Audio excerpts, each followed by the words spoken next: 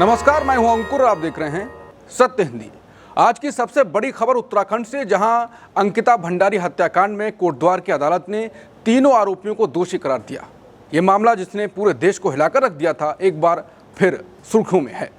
आइए आपको बताते हैं इस दिल दहला देने वाली कहानी के बारे में, जो एक साधारण लड़की की जिंदगी और उसकी हत्या की दुखद घटना से जुड़ी है। उत्तराखंड के श्रीनगर गढ़वाल की रहने वाली अंकिता भंडारी एक सामान्य परिवार से थी। उनके परिवार की आर्थिक स्थिति ठीक नहीं थी, इसलिए अंकिता ने अपने परिवार की मदद करने के लिए नौकरी की तलाश शुरू की। उनकी मेहनत रंग लाई और उन्हें ऋषिकेश के वनंतरा रिजॉर्ट में रिसेप्शनिस्ट की नौकरी मिल गई। ये नौकरी उनके लिए एक नई उम्मीद थी, लेकिन किसे पता था कि यही नौकरी उनकी ज़िंदगी का आखिरी पड़ाव बन जाएगी। 18 सितंबर 2022 को अंकिता अचानक लापता हो गई। उनके परिवार वाले परेशान हो गए। कुछ दिनों बाद उनकी तलाश शुरू हुई और फिर एक दुखद खबर सामने आई। अंकिता का शव बरामद हुआ। इस खबर ने न सिर्फ उत्तराखंड बल्कि पूरे देश को सदमे में डाल दिया। लोग सड़कों पर उतर आए और मामले ने तूल पकड़ लिया। मामला क्या था वो जान लेते हैं।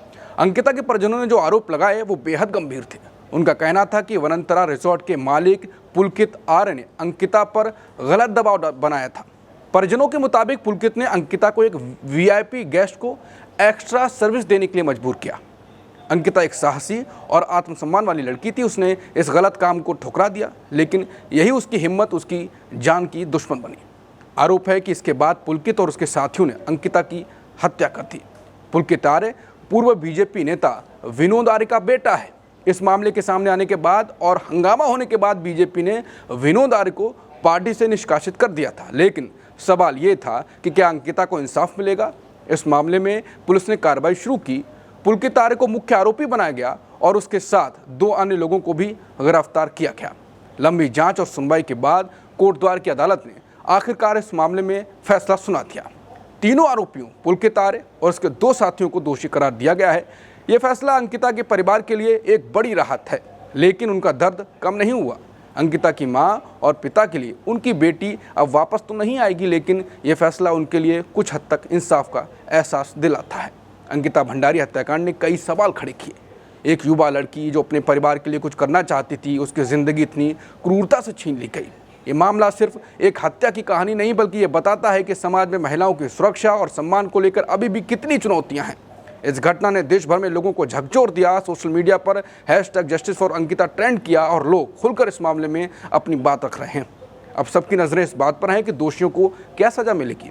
अंकिता के परिवार और उनके समर्थक चाहते हैं कि दोषियों को कड़ी से कड़ी सज़ा दी जाए, ताकि भविष्य में ऐसी घटनाएं ना हों। ये मामला हमें ये भी सोचने पर मजबूर करता है कि हम अपने समाज को और सुरक्षित कैसे बना सकते हैं। ये थी अंकिता भंडारी हत्याकांड की पूरी कहानी, जो एक बार फिर चर्चा में है। हम उम्मीद करते हैं कि अंकिता को इंसाफ मिलेगा और उनका परिवार इस दुख से उबर पाएगा। क्या आप भी इस मामले पर अपनी राय रखना चाहते हैं? हमें लिखें, हमें बताएं, कमेंट करें। सच और सटीक खबरों के लिए जुड़े रहे सत्य हिंदी के साथ। जुड़ने के लिए आप सत्य हिंदी को सब्सक्राइब करें, सत्य हिंदी का ऐप डाउनलोड करें और पाएं हर बड़ी खबर एक क्लिक में। नमस्कार।